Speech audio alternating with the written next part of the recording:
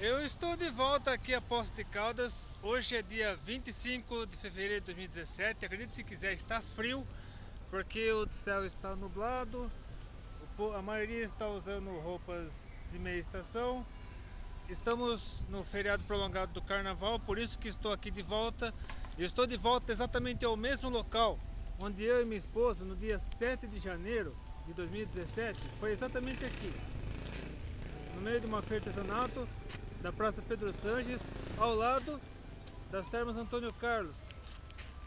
E foi exatamente aqui onde eu encontrei um homem vendendo um livro. Ele estava dizendo que era, eu acho que era o próprio autor do livro. Isso aqui ele vendeu, fez uma propaganda e tal, e eu acabei comprando. E é esse livro aqui, Contos e Causos do Rio Araguaia, de Fernando Antunes Gretti. Acho que foi o próprio Fernando que me vendeu o livro aquele dia. Essa aqui é a 15ª edição. Mas o que você está fazendo? Ó, a miniatura foi tirada em cima do Rio Sorocaba. Você está gravando o vídeo de Poços de Caldas. Por que você não foi lá para Tocantins, para Goiás? Mas daqui a pouco eu explico. Essa aqui é a capa do livro. Essa aqui é a lombada. É um livro bem fininho. E aqui a Ana Caetano, pós-graduada em Letras pela Universidade Federal de Goiás, escritora e poetisa, ela escreveu o seguinte. Agora deixa eu procurar um lugar aqui para me proteger porque está começando a chover. Enquanto isso eu explico para vocês o que diz aqui esse livro. A Ana Caetano diz assim: Contos e Causos do Rio Araguaia é um convite à boa leitura, mescla o verídico, a ficção, o lúdico e a denúncia, a natureza e a conscientização social. Bom, melhor abrir o guarda-chuva porque está chovendo, não chove para, chove para. Nessa época do ano aqui em Poços de Caldas é assim mesmo. Então, continuando. Percebemos, aqui novamente tendo que estar dizendo, percebemos no primeiro plano, a homenagem do autor à região do Rio Araguaia, lugar pelo qual é apaixonado e que descreve com precisão fotográfica a riqueza de uma fauna, flora e figuras humanas que viveram ou ainda vivem lá, assim como seus costumes e modos de vida. Como exemplo, vemos o Leão do Cerrado, o Lesbão, o Lerdão, entre outros mais. De outro lado, esse escritor de berço mineiro, aí, é por isso que eu estou em Minas Gerais, né? Porque o escritor é mineiro.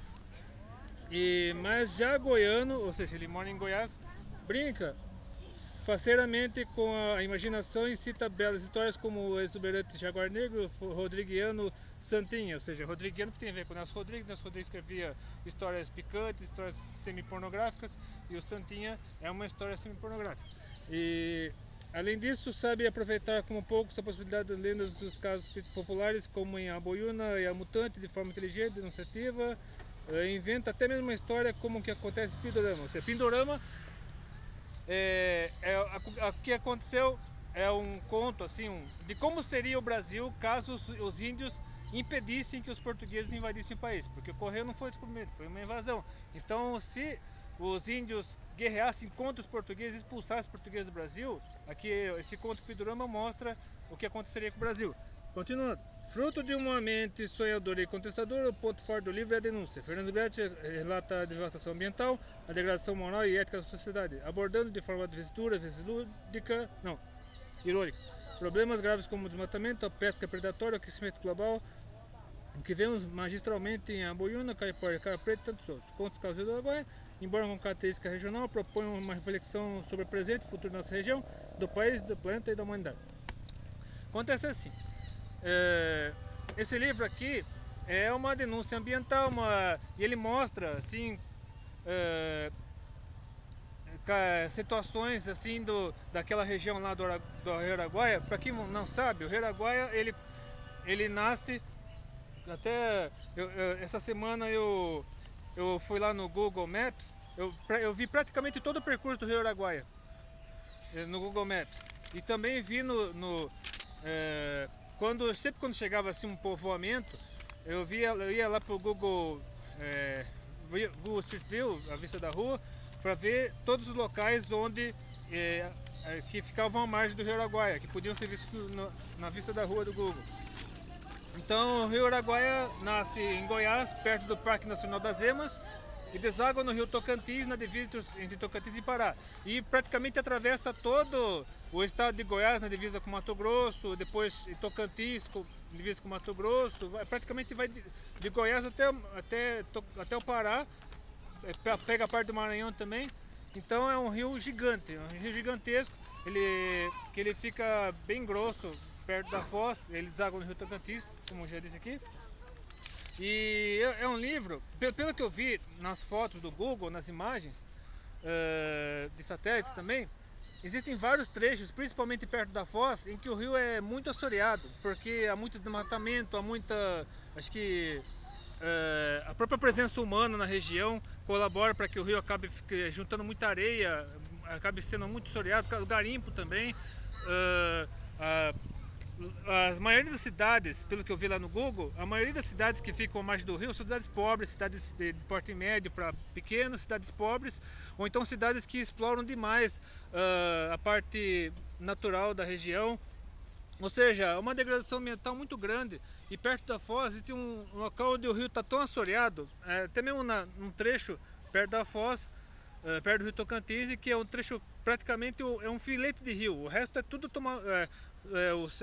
tá cheio de areia, de pedras, ou seja, a presença humana praticamente devastando boa parte daquela região. E a mata nativa ao redor praticamente foi, em muitas localidades ao longo do rio Araguaia, foi praticamente extinta. Foi substituída por gado, por pasto para gado, por plantações e também houve, até hoje acredito que existam, né? Mas na época registrada por esse livro aqui, muitos problemas com grileiros, com poceiros, os próprios indígenas também, se bem que os indígenas sempre souberam usar a terra, né? Eles sempre souberam aproveitar bem, usar bem os recursos naturais, mas o branco, no caso, o ser humano branco, de origem europeia, ele sempre acabou, na grande maioria das vezes, devastando a região, matando os animais indiscriminadamente, caçando, pescando ilegalmente, fazendo uma série de barbaridades, tudo em nome do dinheiro, tudo em nome do poder, porque durante muito tempo quem tinha mais terras era quem mandava mais. E entra coronelismo, entra um monte de coisas,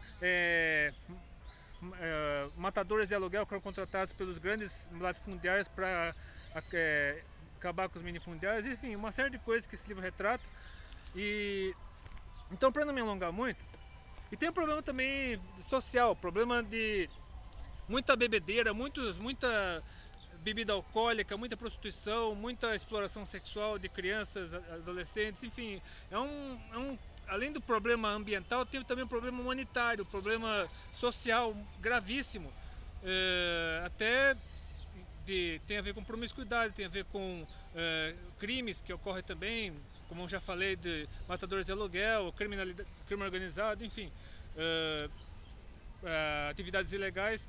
Então, para não me alongar muito, gostaria só de falar para vocês o que eu penso desse livro, porque esse livro aqui é o seguinte, ele tem uma linguagem difícil. Eu tive dois problemas com esse livro aqui. O primeiro deles é a linguagem muito difícil, porque você tem que ler o livro de acordo com o contexto. Existem muitos termos regionais, muitos termos daquela região, lá do estado de Goiás, Mato Grosso, Tocantins, Pará, são termos próprios dos moradores da região, e eu tive que interpretar a história de acordo com o contexto, porque você tem que ler a história e tentar entender a palavra de acordo com o contexto, porque são palavras muito difíceis, que talvez seja até difícil contar no dicionário. E outra coisa é a parte da revisão, que a revisão aqui tá uma desgraça. O livro foi muito mal revisado, na minha opinião. Ó, você vê só o trecho final do livro, olha o que eu tive que fazer. Porque eu gosto de ler o livro, e se tiver algum erro, eu gosto de corrigir. E existem alguns locais que o livro está com tantos erros que eu tive que tacar a caneta aqui.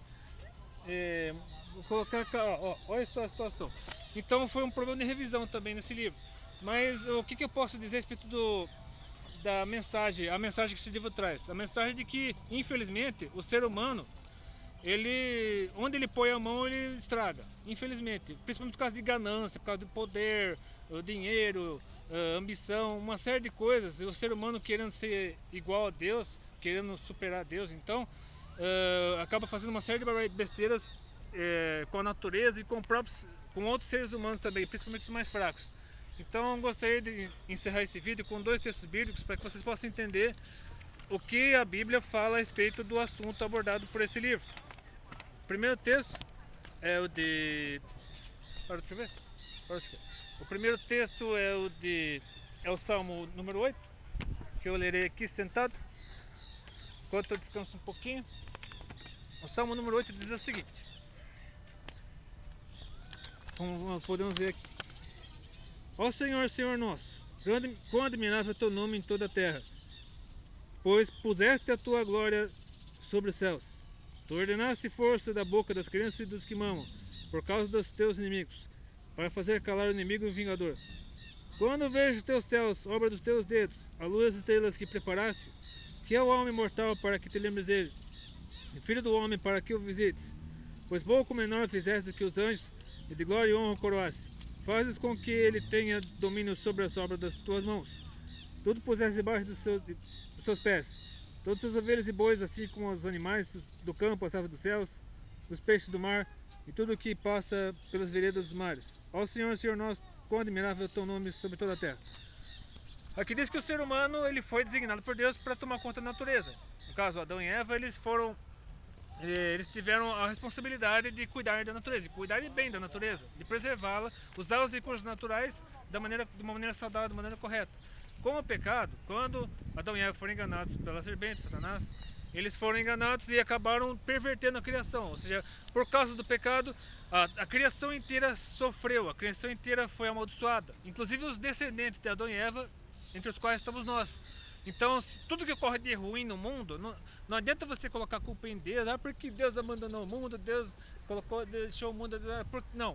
Não culpe Deus pela sua responsabilidade, não culpe Deus pelos problemas que acontecem no mundo, pela fome, pelos terremotos, enfim, a culpa não é de Deus, a culpa é do ser humano, porque seja por causa das alterações que o próprio ser humano faz na natureza, seja por conta do próprio pecado que acabou submetendo toda a terra, e inclusive a natureza, a uma maldição, e essa maldição somente será desfeita definitivamente quando Jesus voltar, estabelecer o seu reino definitivamente e levar para si a sua noiva, que é a igreja. E finalmente, o segundo texto, para encerrar esse vídeo, é o que explica como está a situação hoje da natureza, da criação, e o que acontecerá para que finalmente a criação saia dessa maldição, de toda essa destruição que está ocorrendo no mundo, inclusive aquecimento global, efeito estufa e tal. Está aqui na carta de Paulo aos Romanos, capítulo 8, versículos 18 a 25. Porque para mim tenho por certo que as aflições deste tempo presente não são para comparar com a glória que em nós há de ser revelada. Porque a ardente expectação da criatura, incluindo os seres humanos que não conhecem a Cristo, espera a manifestação dos filhos de Deus, que são os seres humanos que conhecem a Cristo e receberam como suficiente Salvador. Porque a criação ficou sujeita à vaidade, não por sua vontade, ou seja, a criação não tem culpa do que tudo que está acontecendo de ruim, mas que por causa do que a sujeitou, ou seja, o ser humano mau, perverso, pecador, na esperança de que também a mesma criatura, ou seja, tanto seres humanos pecadores quanto a criação, no caso, será libertada da servidão da corrupção para a liberdade da glória dos filhos de Deus. Ou seja, quando Jesus voltar e restabelecer seu reino definitivamente, ele restaurará também toda a criação, inclusive criando novos céus e nova terra. Porque sabemos que toda a criação geme e está justamente com dores de parto até agora. E não só ela, mas nós mesmos, que temos as primícias do Espírito, ou seja, que conhecemos aquilo que Deus tem feito para nós, também gememos em nós mesmos, esperando a adoção, a saber, a redenção do nosso corpo. Porque enquanto estivermos nesse mundo, nós sofremos as consequências do pecado, inclusive doenças, inclusive dificuldades, problemas financeiros, tal. Todos os problemas que nós temos, assim, pessoais, familiares, tal, é consequência do pecado, da raiz pecaminosa. Mas a partir do momento que nós tivemos o encontro real com Cristo, nós passamos a antegozar o céu, mas somente seremos libertos das doenças, seremos libertos dos problemas que estão ao nosso redor, quando tivermos nosso corpo glorificado, restaurado, ou seja, com a volta de Cristo. Continuando aqui. Porque em esperança fomos salvos. Ora, a esperança que se vê não é esperança, porque o que alguém vê, como espera? Como esperará? Mas se esperamos o que não vemos, com paciência o esperamos. Ou seja, é a esperança de que Jesus, quando voltar a estabelecer seu reino nesse mundo, restaurará inclusive a natureza.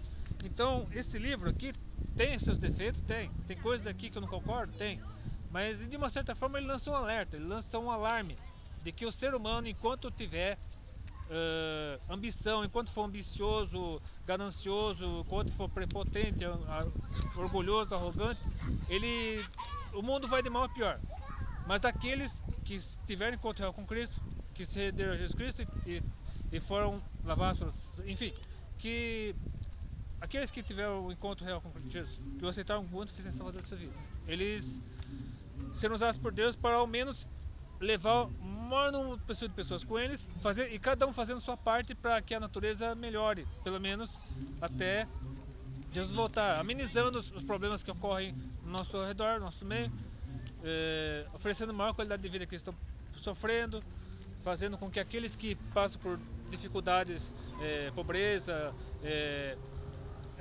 problemas sociais, problemas financeiros, enfim, cada um fazendo sua parte, cada um dando o melhor de si para amenizar o sofrimento do outro, nós pelo menos faremos nossa parte até que Jesus venha, estabeleça o seu reino e nós possamos gozar com ele no céu. Mas é preciso que você, que está assistindo agora, inclusive se o autor do livro estiver assistindo, que você possa entender que existe uma salvação, sim, existe uma saída, e essa saída é Jesus Cristo. Então, se você gostou desse vídeo, curta, compartilhe os seus favoritos, inscreva-se no meu canal e fique com essa paisagem aqui que está ao meu redor. Assim que voltar para Sorocaba, na quarta-feira de cinzas, no caso, eu pretendo postar esse livro, esse vídeo. Então, se você ler esse livro, leia com a ótica cristã. E como eu sempre falo em todas as minhas resenhas, nunca leia livro algum se antes ler a Bíblia.